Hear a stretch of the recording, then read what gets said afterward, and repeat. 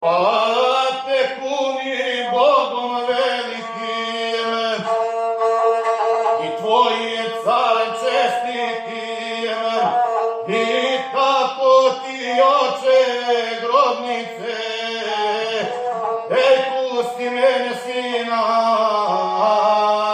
i stanovnice.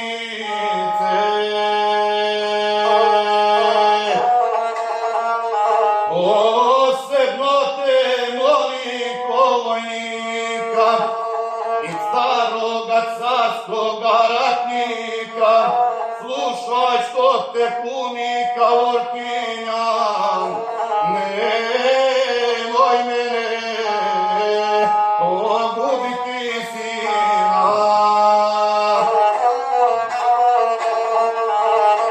I još mu stara kazivati šćaše, silan Turci borit ne davaše. Dobro slušaj, ja bolje upamti, što ću tebi za sina kazati.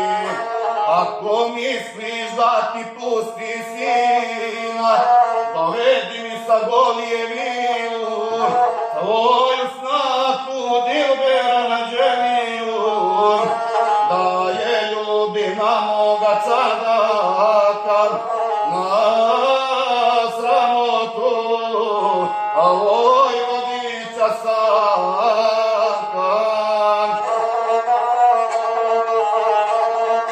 Kako začu Vojvodkinja stara, ponosi to begu odgovaram, znaš li beže majka ti kukala, da ti ne bih anđeliju dala, da ti bude nevjesta robinja, da mi digneš mojih 7 sina, da na zmijo izgledne grobnice i da Stanka pustiš iz tamnice. Od svega je sloboda milion, neka mu je sretna pogibija.